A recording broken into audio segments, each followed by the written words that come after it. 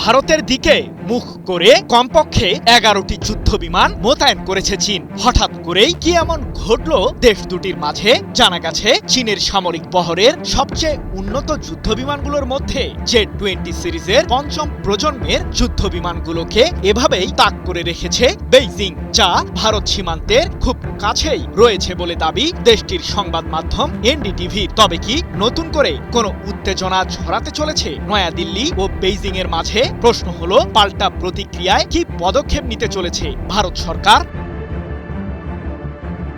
চীনের মাইটি ড্রাগনকে ঘিরেই তুমুল উত্তেজনা বিরাজ করছে নয়াদিল্লিতে। কারণটা বেশ পরিষ্কার। এখন পর্যন্ত যে কোনো চীনা বিমান ঘাঁটিতে Z-20 সিরিজের যুদ্ধ বিমান ভারতের বিরুদ্ধে মোতায়েন করার ঘটনা এটি প্রথম, এমনটাই দাবি করেছে সংবাদ মাধ্যম এনডিটিভি। কিন্তু সবচেয়ে গুরুত্বপূর্ণ প্রশ্ন হলো, ঠিক কোথায় অবস্থান করছে চীনের এই আধুনিক সমরাস্ত্রগুলো?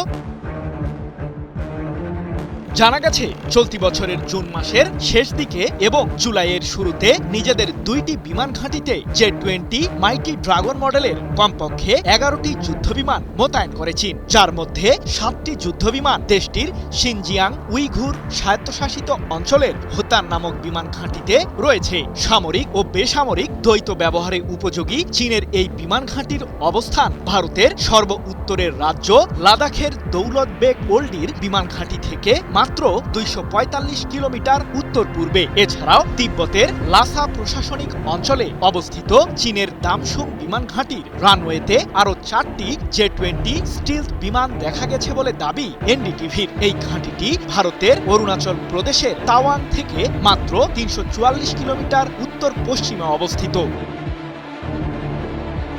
কিন্তু চীনের এমন সামরিক প্রস্তুতিতে ভারতের উদ্বেগের মূল কারণটা আসলে কি? ভারতের উদীয়মান মহাকাশ ও প্রতিরক্ষা গবেষণা সংস্থা নিউ স্পেসের সহপ্রতিষ্ঠাতা এবং দেশটির যুদ্ধবিমানের সাবেক পাইলট সমীর যোশী উদ্বেগ প্রকাশ করেই বলেছেন, আমাদের সীমান্তের কাছে চীনের 11টি যুদ্ধবিমানের উপস্থিতি প্রমাণ করে যে এগুলো কেবল এখন কোনো সামরিক প্রদর্শন বা সংকেত নয়, এটি এখন ভারতীয় বিমান বাহিনীর জন্য স্থায়ী হুমকি। প্রশ্ন হলো, কতটা শক্তিশালী চীনের এই যুদ্ধবিমানগুলো?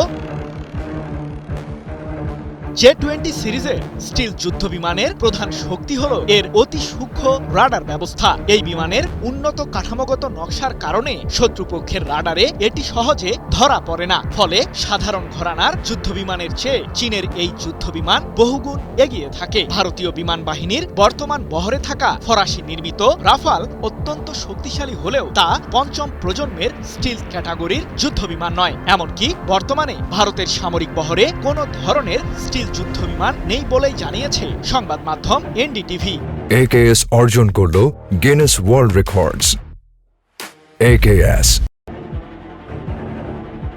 ভারতীয় সংবাদ মাধ্যমটির প্রতিবেদনে আরও দাবি করা হয়েছে যে খুব দ্রুত গতিতেই Z-20 মডেলের যুদ্ধবিমানের বহর বৃদ্ধি করছে চীন। শুধুমাত্র 2025 সালের শেষের দিকে এই সিরিজের 120টি করে যুদ্ধবিমান তৈরি করেছিল প্রেসিডেন্ট শি জিনপিং এর দেশটি, যা চলতি বছরের শেষ নাগাদ 500টি যুদ্ধবিমানের বহরে পরিণত হবে বলে জানা গেছে। যুক্তরাজ্য ভিত্তিক থিঙ্ক ট্যাঙ্ক ইউনাইটেড সার্ভিসেস ইনস্টিটিউটের দাবি, 2030 সালের মধ্যে Z-20 সিরিজের প্রায় 1000টি যুদ্ধবিমান তৈরি করবে চীন সরকার।